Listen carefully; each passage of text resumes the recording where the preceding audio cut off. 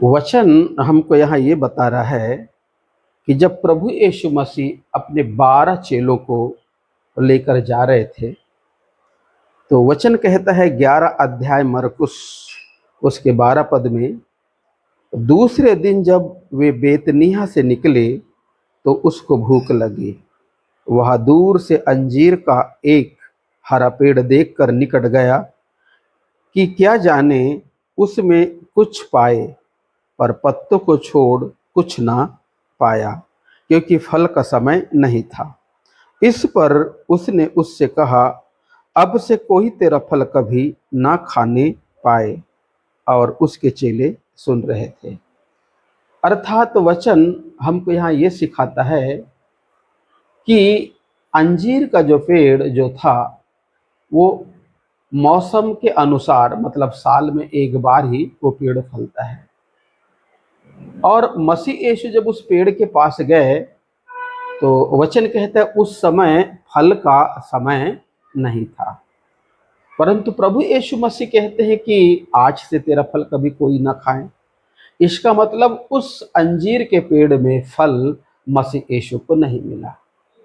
अब इस वचन के अनुसार मसीह यीशु कहीं ना कहीं हमको ये बताना चाहते हैं कि मनुष्य का जो जीवन है, जब वो मसीह यीशु के पास आते हैं तो मनुष्य का जीवन उस पेड़ के समान होता है।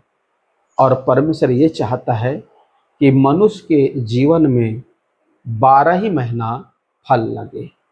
अर्थात कौन से फल?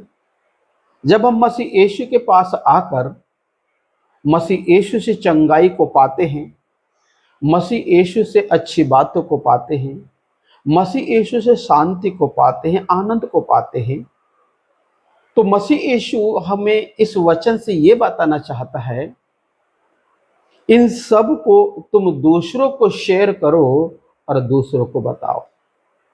और जब ये तुम दूसरों को शेयर करके जब उनको बताओगे तो जो काम परमेश्वर ने तुम्हारे जीवन में किया है वही काम परमेश्वर उनके जीवन में करेगा।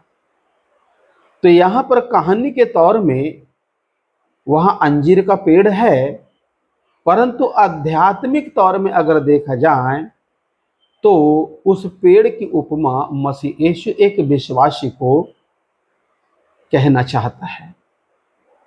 और विश्वासी से प्रभु यीशु मसीह ये अपेक्षा रखता है कि वह विश्वासी प्रतिदिन एक आत्मा को जीते। और यदि हर दिन आप नहीं जीत सकते तो हफ्ते में एक दिन जीतो, मतलब यीशु मसीह ये चाहते हैं। और यदि हम हफ्ते में एक आत्मा अगर डेली जीतना शुरू कर देते हैं तो हमारे जीवन में मसीह यीशु को वो फल मिलेगा जिसकी आवश्यकता मसीह यीशु को है।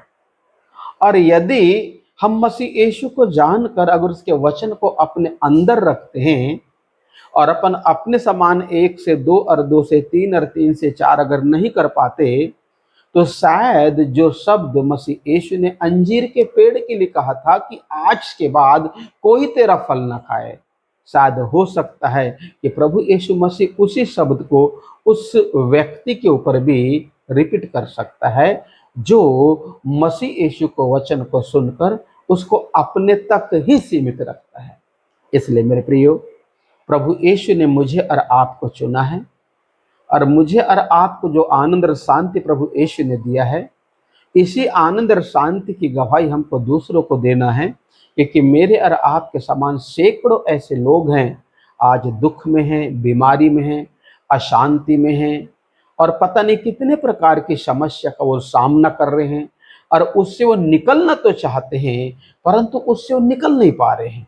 इसलिए मेरे प्रियो, अपने पास एक अवसर है और वो अवसर मुझे और आपको मसीह यीशु ने दिया है। इसलिए इस अवसर को हमें खोना नहीं चाहिए, परंतु ईमानदारी से, सच्चाई से हमें इस वचन को दूसरों को शेयर करना चाहिए, ताकि जिसके चलते प्रभु हमको ब्लेस करे, आशीष दे। और जब आप इस वचन को सुनते हैं तो आप इसे लाइक, सब्सक्राइब और एक दूसरे को आप शेयर करिए। प्रभु आपको आशीष दे। आमीन।